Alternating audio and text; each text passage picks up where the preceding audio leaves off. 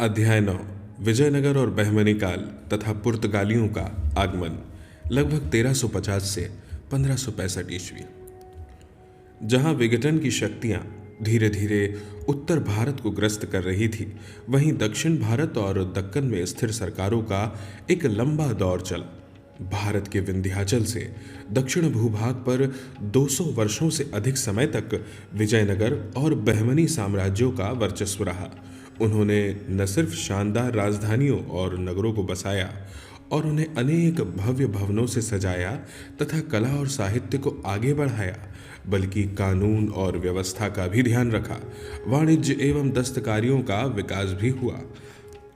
इस दौर का अंत 15वीं सदी के अंतिम भाग में बहमनी साम्राज्य के विघटन तथा 50 वर्ष से अधिक समय बाद बन्नीहट्टी के युद्ध में 1565 में पराजय के बाद विजयनगर साम्राज्य के विघटन के साथ हुआ।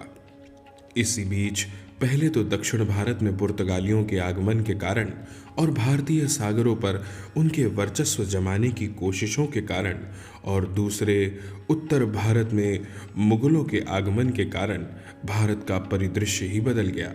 मुगलों के आगमन के साथ उत्तर भारत के एकीकरण के एक और दौर के लिए जमीन तैयार हुई तथा भू आधारित एशियाई शक्तियों और समुद्र पर वर्चस्व रखने वाली यूरोपीय शक्तियों के बीच टकराव का एक लंबा दौर शुरू हुआ। विजयनगर साम्राज्य की स्थापना और बहमनी साम्राज्य के साथ टकराव। विजयनगर साम्राज्य की स्थापना हरिहर और बुक्का ने की, जो 5 भाइयों के परिवार के अंग थे। एक कथा के अनुसार वे पहले तो वारंगल के काकतियों के सामंत रहे और फिर आधुनिक कर्नाटक में स्थित कंपिली राज्य में मंत्री रहे। एक मुस्लिम विद्रोही को शरण देने के कारण जब कंपली को मोहम्मद तुगलक ने रौंद डाला, तब ये दोनों भाई कैद हुए। उन्होंने इस्लाम अपनाया और विद्रोहों से निपटने के लिए वहां नियुक्त किए गए। मदुरई का मुस्लिम सूबेदार पहले ही अपने को स्वतंत्र घोषित कर चुका था तथा मैसूर का होयसला शासक और वारंगल का शासक भी स्वतंत्र होने का प्रयत्न कर रहे थे। शीघ्र ही हरिहर और बुक्का ने अपने नए मालिकों को और उनके धर्म को त्याग दिया।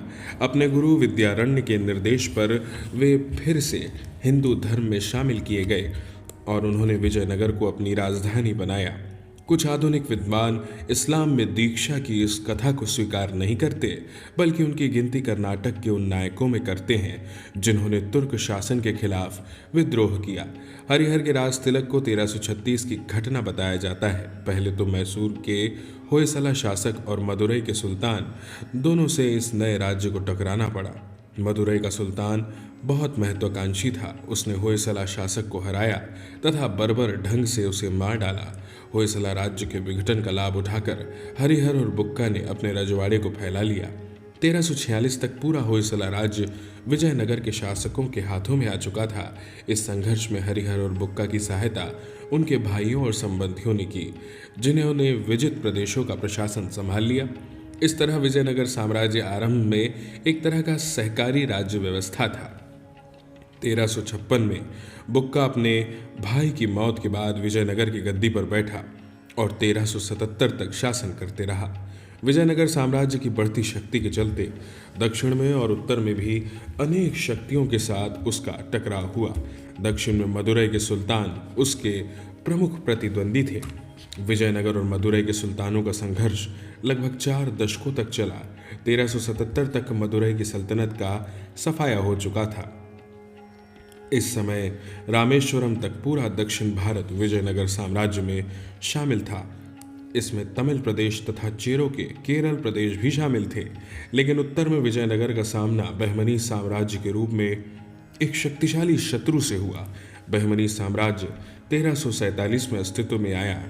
एक अफगान दुस्साहसी अलाउद्दीन हसन उसका संस्थापक था। वह गंगू नामक एक ब्राह्मण की सेवा में रहकर ऊपर उठा था और इसलिए हसन गंगू भी कहलाता था। सत्ता संभालने के बाद उसने अलाउद्दीन हसन बहमन शाह की उपाधि ग्रहण की। कहते हैं कि वह अपने को ईरान के एक अर्ध पौराणिक नायक बहमन शाह का वंशज बतलाता था। लेकिन फरिश्ता द्वारा दर्ज एक लोक कथा के अनुसार बहमन शाह नाम धारण करने का उद्देश्य अपने ब्राह्मण संरक्षक के प्रति श्रद्धा दिखाना था। जो भी हो, इसी खिताब के आधार पर इस साम्राज्य को बहमनी साम्राज्य कहा गया। विजयनगर के राजाओं और बहमनी के सुल्तानों के हित तीन अलग अलग क्षेत्रों में आपस में टकराते थे। तुंगभद्रा के दोआब में, कृष्णा गोदावरी के कछार में और मराठवाड़ा प्रदेश में।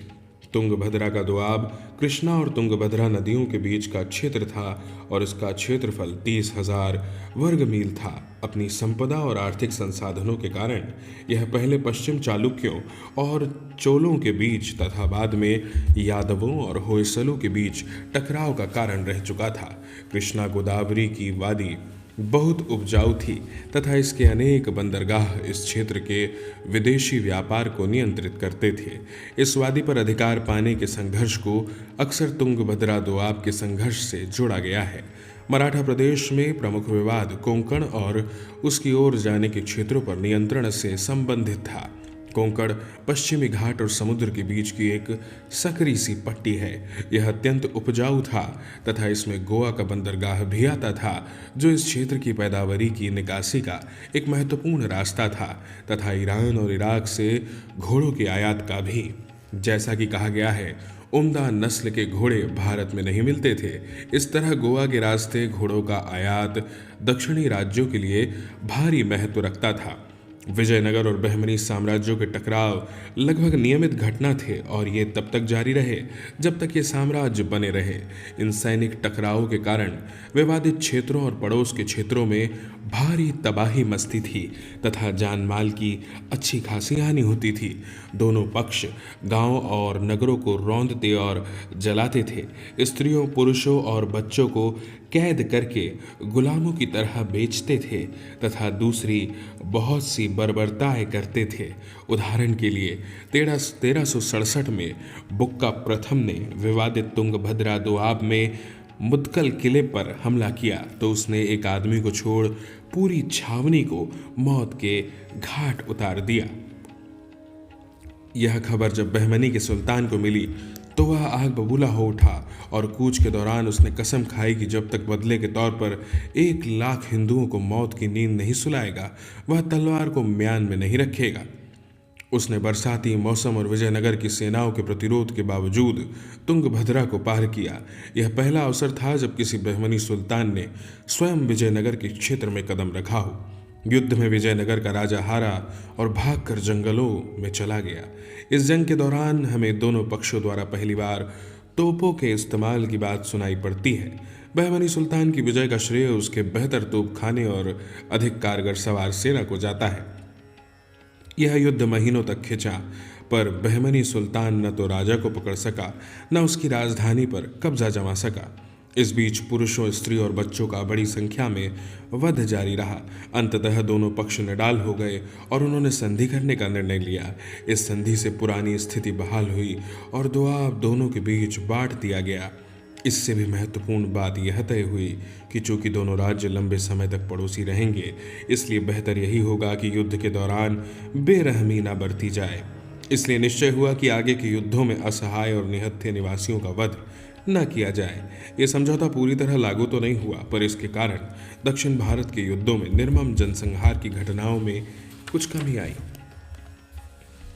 मदुरई की सल्तनत को समाप्त करके दक्षिण भारत ने अपनी स्थिति मजबूत बनाने के बाद विजयनगर साम्राज्य ने हरिहर द्वितीय के काल यानी 1377 से 1404 में पूर्वी तट की ओर प्रसार की नीति का आरंभ किया। इस क्षेत्र में अनेक रजवाड़े थे, जिनमें सबसे उल्लेखनीय कृष्णा गोदावरी कछार के ऊपर भाग में रेड्डी तथा निचले भाग में वारंगल के शासक थे। उत्तर में उड़ीसा के शासकों और बहमनी सुल्तानों की भी इस क्षेत्र में दिलचस्पी थी। हालांकि दिल्ली के खिलाफ संघर्ष में वारंगल के शासक ने हसन गंगू की सहायता की थी, लेकिन हसन के उत्तराधिकारी ने वारंगल पर हमला करके कौलस के दुर्ग और गोलकुंडा के पहाड़ी किले पर कब्जा कर लिया। विजयनगर का राजा दक्षिण में इतना व्यस्त था कि वह हस्तक्षेप न कर सका। बहमनी सुल्तान ने गोलकुंडा को अपनी सीमा करार दिया और वादा किया कि वह या उसके उत्तराधिकारी वारंगल में अब आगे अतिक्रमण नहीं करेंगे। इस समझौते को पक्का करने के लिए कहते हैं कि इसे मूलतः मोहम्मद तुगलक को पेश करने के लिए बनवाया गया था। वारंगल के शासक ने बहमनी सुल्तान को एक मोती माणिक जड़ा तख्त भेंट किया था। बहमनी सुल्तान और वारंगल का समझौता 50 वर्षों से अधिक समय तक जारी रहा तथा यह तुंगभद्रा के दोआब पर कब्जा करने में विजयनगर की असमर्थता का या इस क्षेत्र में बहमनी आक्रमण को रोकने वाला प्रमुख कारण था। मध्यकालीन लेखकों ने विजयनगर और बहमनी के युद्धों का बहुत विस्तार से वर्णन किया है, पर उनका हमारे लिए कोई अधिक ऐतिहासिक महत्व नहीं है। दोनों पक्षों की स्थिति कमोबेश अपरिवर्तित रही तथा युद्ध का पलड़ा कभी एक ओर तो कभी दूसरी की ओर झुकता रहा। बहमनी वारंगल गठजोड़ के सामने भी हरिहर द्वितीय ने अपनी स्थिति बनाए रखी। बहमनी साम्राज्य से पश्चिम में स्थित बेलगाम और गोवा छीनना उसकी सबसे बड़ी सफलता थी। उसने उत्तरी श्रीलंका में भी एक मुहिम भेजी। अनिश्चितता के काल के बाद देवराय प्रथम 1404 से 1422 हरिहर द्वितीय की मृत्यु के बाद सिंहासनारूढ़ हुआ।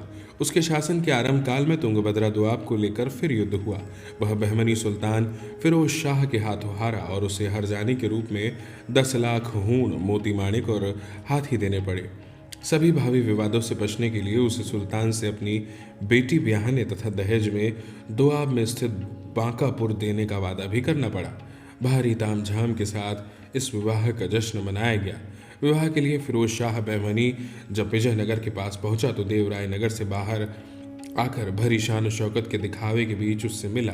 नगर के द्वार से महल तक जो 10 किलोमीटर की दूरी पर था, सड़क पर जरी, मखमल, साटन और दूसरे कीमती कपड़े बिछाए गए थे।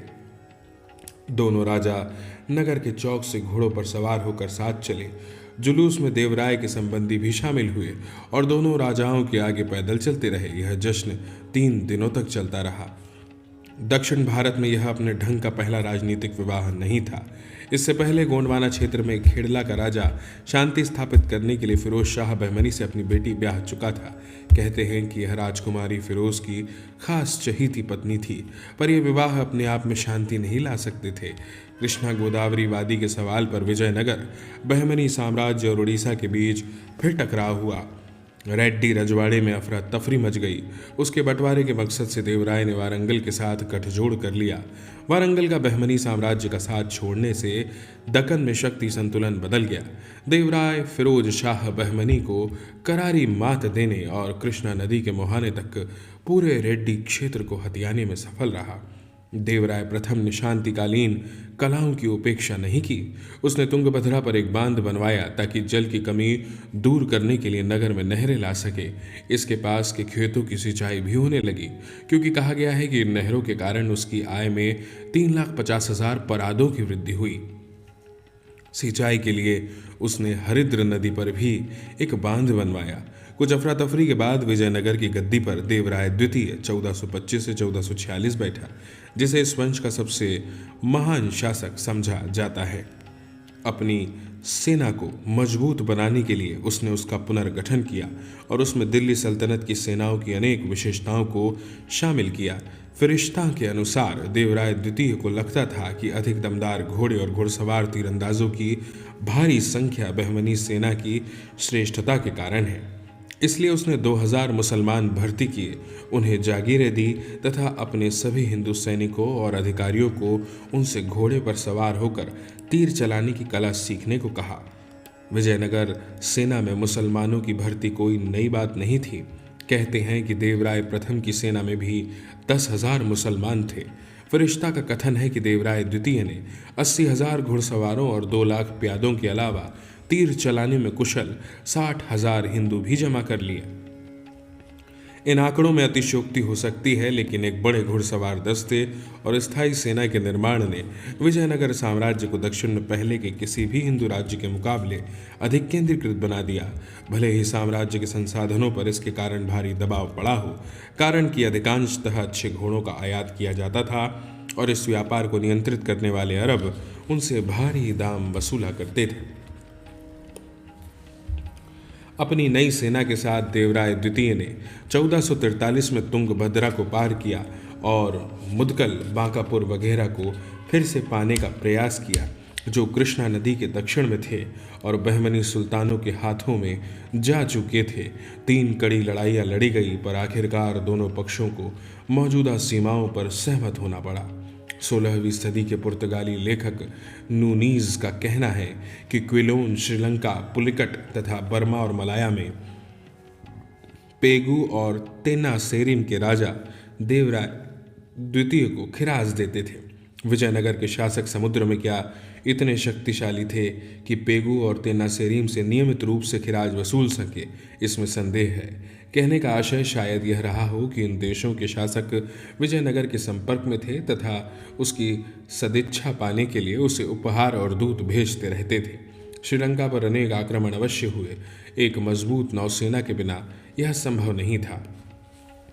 योग्य शासकों की एक श्रृंखला के अंतर्गत विजयनगर 15वीं सदी के पूर्वार्ध में दक्षिण का सबसे शक्तिशाली और समृद्ध राज्य बनकर उभरा। इतालवी यात्री निकोलो कोंती ने, जो 1420 में विजयनगर आया था, उसका एक सजीव वृत्तांत दिया है। वह कहता है, नगर का घेरा 60 मील है, उसकी दीवारें पहाड़ों तक चली गई है और इन पहाड़ों की तराई में पहुंचकर उन्होंने घाटियों के गिर्द घेरा बना दिया है। इस नगर में शस्त्र धारण करने योग्य 90,000 लोगों के होने का अनुमान है। उनका राजा भारत के दूसरे सभी राजाओं से अधिक शक्तिशाली है। फरिश्ता का भी कथन है, बहमनी घराने के शाहजादों ने केवल अपनी वीरता के बल पर अपनी श्रेष्ठता बनाए रखी, क्योंकि शक्ति, संपत्ति और देश के विस्तार में विजयनगर के राय उनसे बहुत आगे है। पारस का यात्री अब्दुल रज्जाक, जिसने भारत में और बाहर दूर दूर तक की यात्राएं की थी, देवराय द्वितीय के काल में विजयनगर आया था।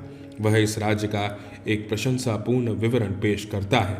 वह कहता है, इस राजा के राज्य में 300 बंदरगाह हैं, जिनमें से हर एक कालीकट के बराबर है और उसका प्रादेशिक विस्तार इतना अधिक है कि थल मार्ग से उसकी यात्रा पूरी करने में 3 महीने लग जाते हैं। सभी यात्रियों का कहना है कि इस प्रदेश की घनी आबादी थी तथा यहाँ अनेक नगर और गांव थे। अब्दुल रज्जाक के अनुसार देश के अधिकांश भाग अच्छी खेती वाले और उपजाऊ हैं। सैनिकों की संख्या 11 लाख है। अब्दुल रज्जाक ने विजयनगर को संसार के ऐसे किसी भी भाग के सबसे शानदार नगरों में एक माना है जिसे उसने देखा या सुना हो।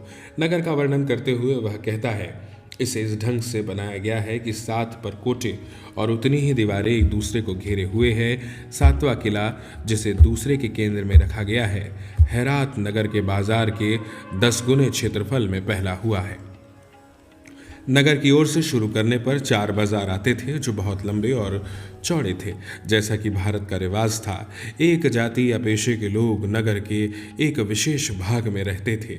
लगता है मुसलमान उनके लिए सुलभ कराए गए अलग मोहल्लों में रहते थे। बाजारों में और राजा के महल में भी तराश कर पॉलिश किए गए चिकने पत्थरों से बने अनेक तालाब और नहरें दिखाई देती थी। बाद का एक और यात्री कहता है कि यह नगर रोम से भी बड़ा था, जो उन दिनों पश्चिमी जगत के सबसे बड़े नगरों में एक था। विजयनगर के राजा बहुत ही संपत्तिशाली राजाओं के रूप में मशहूर थे।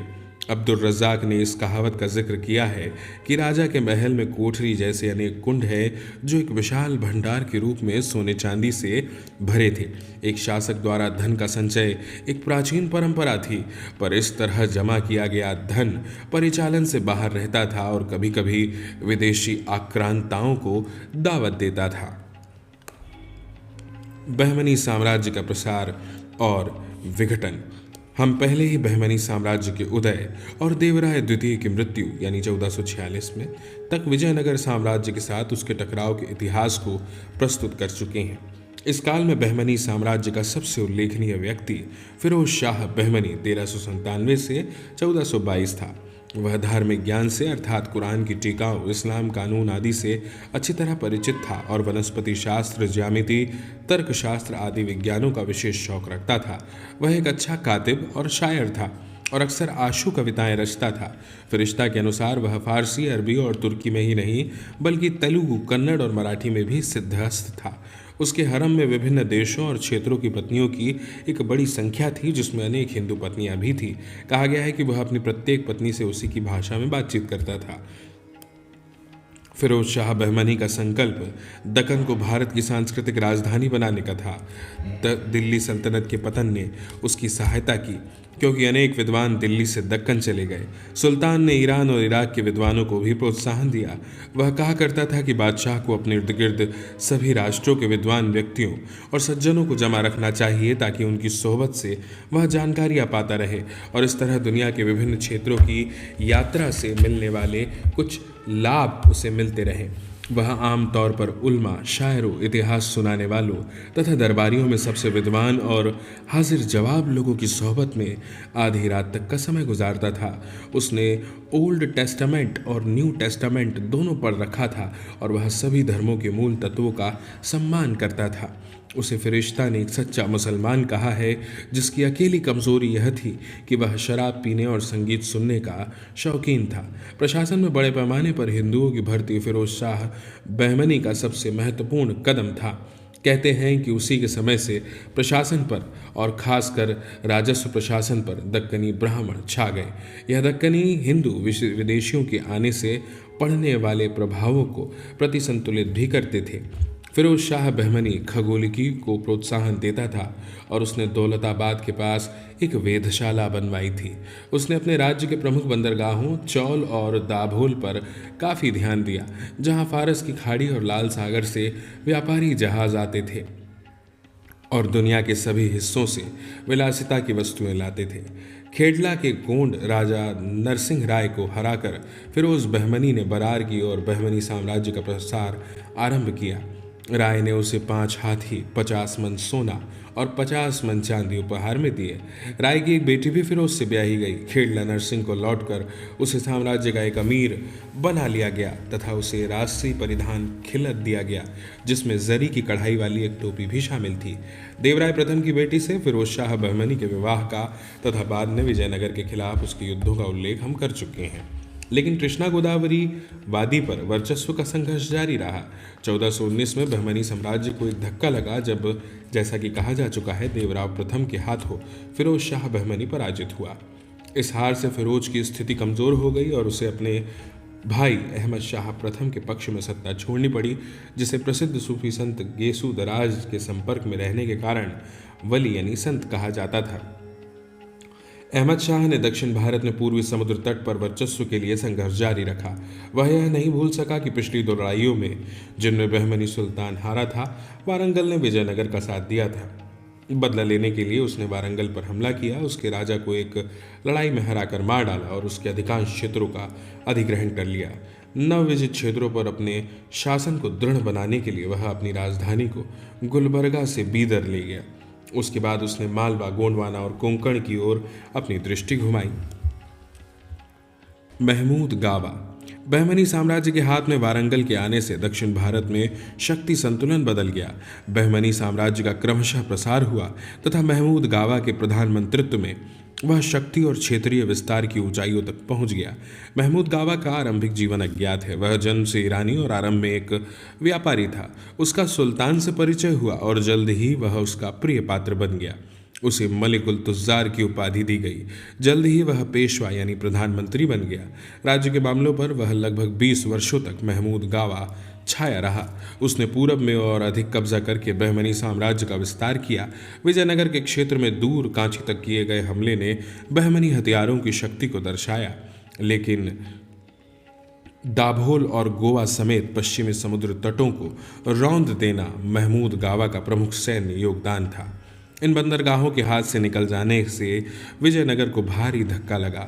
गोवा और दाभोल पर बहमनी राज्य के नियंत्रण के कारण ईरान, इराक आदि के साथ उसका विदेश व्यापार और बढ़ा। आंतरिक व्यापार और विनिर्माण में भी वृद्धि हुई। महमूद गावा ने साम्राज्य की उत्तरी सीमाओं को भी स्थिर करने की कोशिश की। अहमद शाह प्रथम के समय से ही मालवा, जिस पर खलजी शासकों का राज्य था, गोंडवाना, बरार और कोंकण पर अधिकार पाने के लिए लड़ रहा था। इस संघर्ष में बहमनी सुल्तानों ने गुजरात के शासकों से सहायता मांगी थी, जो उन्हें मिली भी थी। काफ़ी कुछ टकराव के बाद तय हुआ कि गोंडवाना में स्थित खेड़ला मालवा को और बरार बहमनी सुल्तान को मिलेगा, लेकिन मालवा के शासक हमेशा बरार को हथियाने की ताक में लगे रहते थे। बरार को लेकर महमूद गावा को मालवा के महमूद खलजी के खिलाफ अनेक तीखी लड़ाइयाँ लड़नी पड़ी। गुजरात के शासक से मिली सक्रिय सहायता के बल पर वह विजयी रहा। इस तरह हम देखते हैं कि दक्षिण में संघर्ष के ढर्रे में धार्मिक आधार पर विभाजन की कोई जगह नहीं थी। राजनीतिक एवं रणनीतिक स्वार्थ तथा व्यापार और वाणिज्य पर नियंत्रण संघर्ष के अधिक महत्वपूर्ण कारण थे। दूसरे, उत्तर भारत और दक्षिण भारत में विभिन्न राज्यों के आपसी संघर्ष एक दूसरे से पूरी तरह अलग रहकर कभी नहीं लड़े गए। पश्चिम में मालवा और गुजरात दक्कन के मामलों में खिंच गए। पूरब में उड़ीसा बंगाल के साथ संघर्षरत था तथा व्यापारिक दृष्टि से समृद्ध कोरोमंडल तट पर भी लालच की दृष्टि डाल रहा था। 1450 के बाद उड़ीसा के शासकों ने दक्षिण भारत में दूर तक धावे बोले। उनकी सेनाएं मदुरई तक जा पहुंची तथा उड़ीसा की सीमा कृष्णा नदी तक चली गई। उनकी गतिविधियों ने विजयनगर साम्राज्य को और कमजोर कर डाला, जो देवराय द्वितीय की मृत्यु के बाद अंदरूनी टकराव के दौर से गुजर रहा था। महमूद गाबा ने बहुत से आंतरिक सुधार किए। उसने साम्राज्य को 8 प्रांतों में बांटा। हर तरफ का शासन एक तरफदार चलाता था। हर अमीर के वेतन और दायित्व तय किए गए। 500 घोड़ों का एक दस्ता रखने के लिए एक अमीर को 1 लाख हूण प्रतिवर्ष का वेतन मिलता था। वेतन नकद या जरिए के रूप में दिया जा सकता था। जिनको जागीर के रूप में वेतन दिया जाता था, उन्हें मालगुजारी की वसूली के लिए भत्ते भी दिए जाते थे। हर प्रांत तरफ में सुल्तान के खर्च के लिए भूभाग यानी खालिसा अलग रखा गया था। भूमि को मापने की पैमाइश के तथा हर किसान के लिए राज्य को देय राशि तय करने का प्रयत्न किया गया। महमूद गावा कला का महान संरक्षक था। उसने राजधानी बीदर में एक शानदार मदरसा बनवाया। रंगीन खपरेलों से सुसज्जित यह इमारत 3 मंजिल ऊंची थी तथा इसमें 1000 अध्यापक और छात्र रह सकते थे। उनको मुफ्त भोजन और वस्त्र दिए जाते थे। इस काल के सबसे प्रसिद्ध कुछ विद्वान ईरान और इराक से इस मदरसे में महमूद गावा की प्रेरणा से आए थे।